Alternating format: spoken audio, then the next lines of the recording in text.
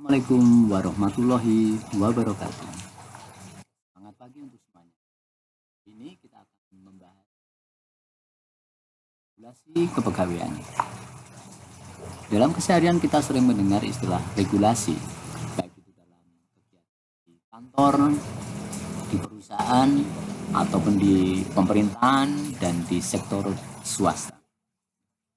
Penerapan regulasi dapat dilakukan di lembaga-lembaga yang terdapat, baik itu di masyarakat untuk keperluan bisnis maupun masyarakat secara umum.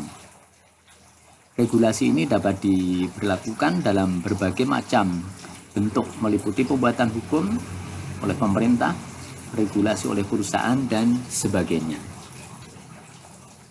Nah, sebelum kita membahas bahas dulu tentang definisi dari regulasi kepegawaian.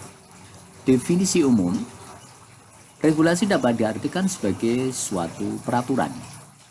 Secara gampangnya, misalnya kalian berada di sekolah, di situ pun juga ada tata tertib, aturan lain yang mengatur tentang kehidupan kalian sebagai siswa, guru-guru, karyawan, semuanya ada aturannya. Itulah bisa diterapkan dalam praktek sesungguhnya sebagai suatu regulasi. Pengertian secara lengkap, regulasi dapat didefinisikan sebagai suatu ilmu untuk mengendalikan masyarakat sesuai aturan-aturan dengan batasan-batasan tertentu. Jadi ada batasan-batasan yang mengatur hak dan kewajiban-kewajiban dari orang-orang yang berada di dalam lembaga tersebut.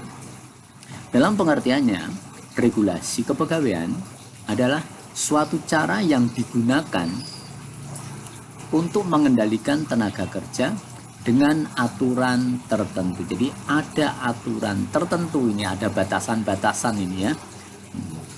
Mengapa perlu dibatasi?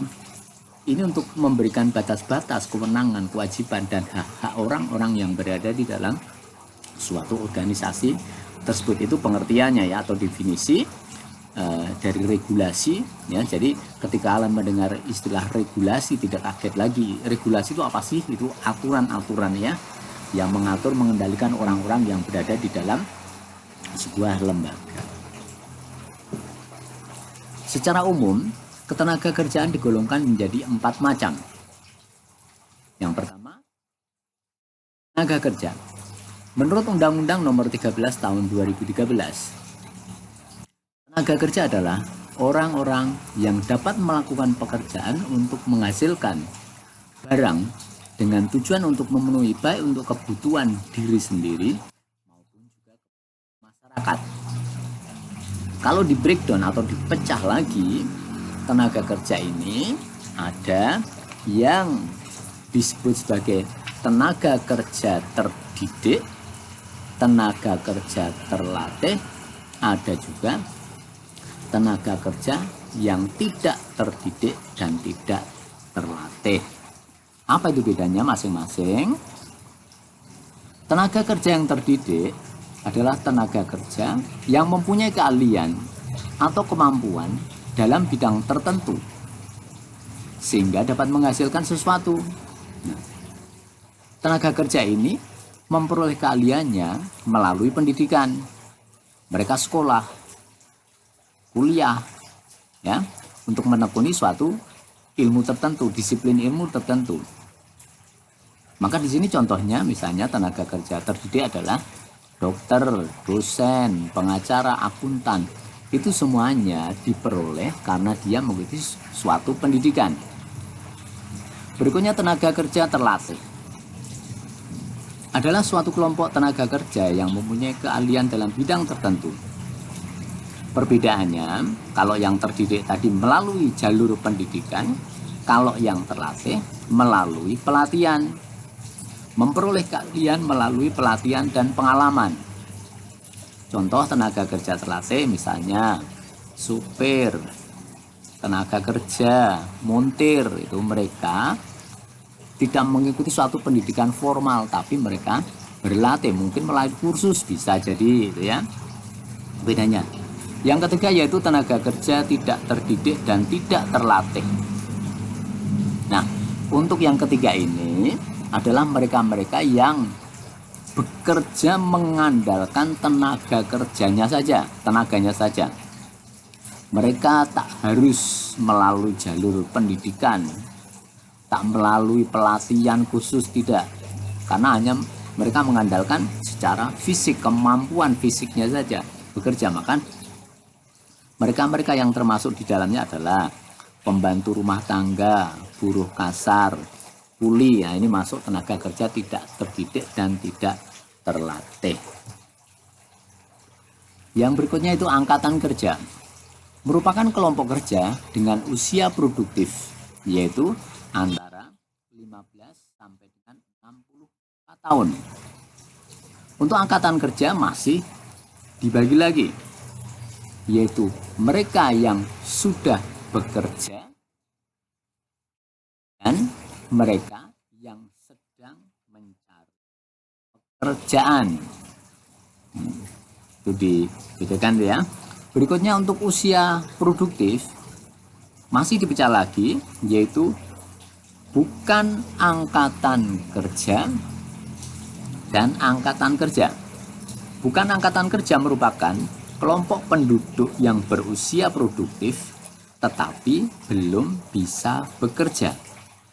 Misal kelompok yang bukan pekerja, bukan angkatan kerja adalah para pelajar, mahasiswa. Mereka potensi ya untuk bekerja, namun mereka belum bisa bekerja. Berikutnya angkatan kerja. Angkatan kerja merupakan kelompok penduduk yang berusia produktif dan sudah bekerja ataupun yang sedang mencari pekerjaan.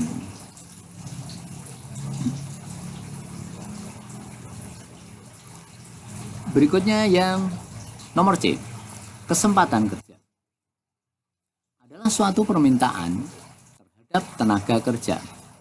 Kesempatan kerja menggambarkan suatu kondisi adanya lowongan kerja yang dapat diisi oleh pencari kerja. Kita sering mendengarkan tahu informasi bahwa di suatu organisasi ada lowongan kerja, berarti di situ ada kesempatan kerja untuk kalian misalnya memasukkan lamaran sebagai pencari kerja, ya. Yang D, penjual jasa pekerja adalah penjual jasa dan mendapat kompensasi atau balas jasa yang besarnya telah ditetapkan terlebih dahulu. Ini para pekerja, mereka bekerja menggunakan tenaga dan pikirannya. Selanjutnya selesai bekerja, dia mendapatkan kompensasi, dibayar, bisa dalam bentuk finansial atau juga non finansial. Berikutnya nomor E, pengangguran. Adalah kelompok angkatan kerja yang tidak bekerja ataupun sedang mencari pekerjaan. Nah, di sini dalam pengelompokannya dia bisa dikatakan sebagai pengangguran ya, karena dia sedang tidak bekerja atau dia sedang mencari pekerjaan. Statusnya ini kan berhenti, tidak melakukan suatu pekerjaan. Ini masuk klasifikasi sebagai pengangguran. Makin tinggi tingkat pengangguran di suatu negara, maka makin buruk tingkat beban yang harus ditanggung oleh setiap penduduk produktif. Di Indonesia ini potensinya luar biasa. Ke depan bisa menjadi 5 besar kekuatan ekonomi dunia. Karena apa? Sekian persen, paling enggak 70% ini di usia produktif. Kalau itu bisa dioptimalkan, akan menjadi kekuatan yang luar biasa. Namun sebaliknya, kalau tidak dioptimalkan, tidak bisa optimal dalam penggunaan tenaga kerja produktifnya, pengangguran akan semakin banyak. Dan ini potensi Indonesia akan semakin terpuruk. Maka kalian sebagai generasi yang nantinya akan mengisi di peluang kerja ini, harus bisa memanfaatkan dengan menguasai suatu kompetensi.